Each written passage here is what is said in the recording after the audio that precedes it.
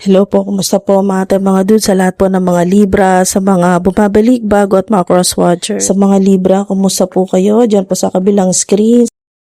Sana ayos lang po kayo dyan. So, sa mga Libra, ito po mensahe sa inyo. Meron kayong Queen of Cups. Yan po, Queen of Cups. Po yung mensahe sa inyo bago matapos ito pong January 2026. Okay?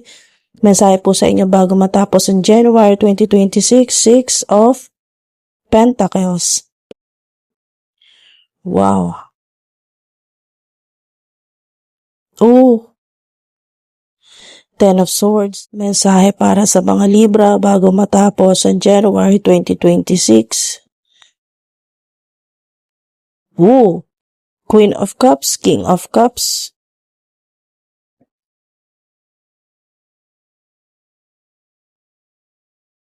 Page of Swords. Five of Cups. The Hangman. Seven of Pentacles. Yung mga angel numbers po ninyo na may naulit po dito na 5 or 555 kung nakikita nyo po yan. Pwedeng alamin po ninyo kung anong meaning po niyan sa inyo or sa kasalukuyan po ninyong sitwasyon. 444, 666, 222, 1010 or 101010, 333, 777. Base po dito sa mga cards po ninyo, meron kang desisyon na iniiwasan. Okay? Pwedeng matagal mo nang iniiwasan ito o recently lang po na iniiwasan po ninyo talaga. Dito sa waiting energy na parang may hinihintay ka pa. Okay? May hinihintay ka pa bago ka magdesisyon. Pero, ang mensahe sa'yo ngayon, bago matapos ang January 2026, dapat makapag-decide ka na. Alam mo yan sa sarili mo. Mararamdaman mo yan kung may connection ka dito sa mga mensahe.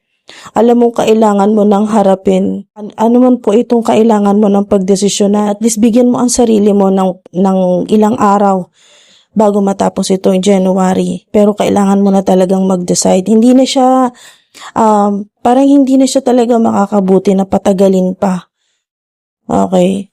Ang dami nangyari sa'yo, maraming mga naging problema, marami ring natapos sa buhay mo na hindi mo talaga nagustuhan, mga dude. So, may kailangan kang pagdesisyonan. Maaari may connection ito sa father figure o mother figure o boss mo ito, may kinalaman sa pera or trabaho, may mga nawala sa'yo na hanggang ngayon ay talagang ang laki ng disappointment mo. Okay? Parang wala kang gana. Sa dami na nangyari na hindi maganda sa buhay mo, parang wala kang motivation na magpatuloy at magdesisyon. Okay, mga dude. Pero, ang sinasabi dito, time to decide. Time to decide. Diyan ka na, nag-iisip ka eh. May pinag-iisipan kang mabuti, pero nandito yung takot mo na pag nakapag-desisyon ka na, baka hindi mo kayang harapin yung magiging outcome or magiging consequences. Pero kailangan mo na talagang magdesisyon. Kailangan mo na magdesisyon. Synchronicities. At mapapansin mo rin yan sa mga symbols ng Divine Universe na pinapadala sa'yo. Synchronicities, symbols, images, mga angel numbers. Yan po. 111, 1111, 222, 333, 888 or infinity symbol.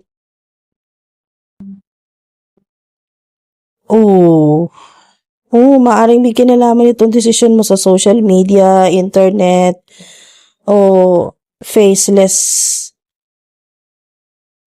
online platform. Faceless, yung hindi nakikita yung mukha mo. Kung ano man po itong online platform po ninyo or podcast, pero access granted ka na. Okay? Access granted ka na. Huwag kang matakot na magdesisyon, na harapin. Kailangan mo nang harapin ito bago matapos ang January 2026. Sa nakikita ko, makakapag-desisyon ka. Kasi may access granted na kayo may access granted po kayo na once na maging matapang kang harapin kung ano man po ito na kailangan mong pagdesisyonan, maglalabasan yung mga opportunities.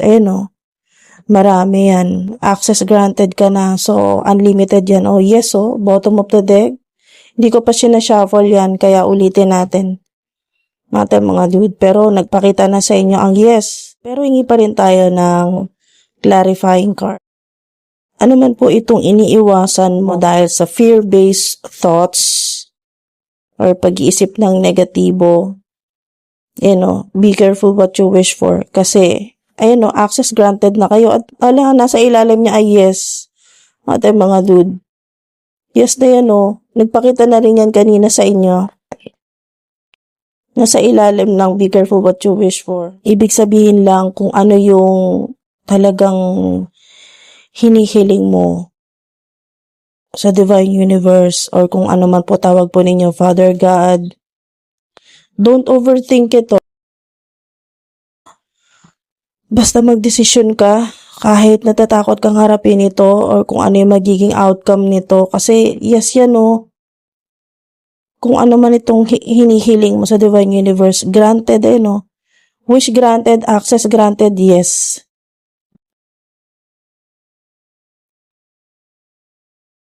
The answer will find you. Diba? Ang kailangan mo na lang talaga magdesisyon. Expect the unexpected. Diba? Maraming bagay na mangyayari na maganda sa buhay mo na hindi mo inaasahan once na hinarap mo to. Once na hinarap mo yung iniiwasan mong harapin na kung ano man po yan na mahirap sa nangyayari sa buhay mo ngayon or desisyon. Nahirapan ka magdesisyon. Think it through. Okay, think it through, pero sa nakikita ko dito, medyo matagal-tagal mo na rin itong pinag-iisipan. Kaya nga, the answer will find you. Maaring ikaw ang nahanap ng video na to. Hindi ikaw ang nakahanap sa video na to. Sa pagkakataong ito, mga dude, ikaw ang nahanap ng video na to dahil may hinihintay kang sagot. Ayan the answer will find you at ikaw nga, nahanap ka na nga ng video na to. At ang sagot sa'yo ay yes. So, kung ano hinihiling mo, maging maingat ka. Dahil gaano man kalaki ito or gaano man ka-imposible sinasabi dito, gaano man kalaki ito or sa palagay mo napaka-imposible. Don't overthink it kasi kung ano mang hinihiling mo ay ibibigay sa'yo. May clue ka na dito. Access granted. Wow.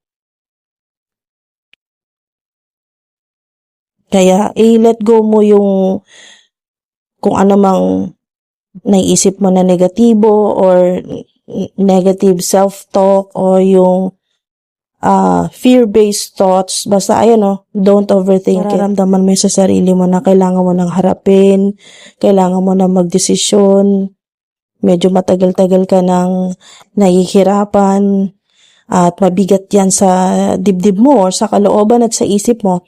It will happen in the best way possible.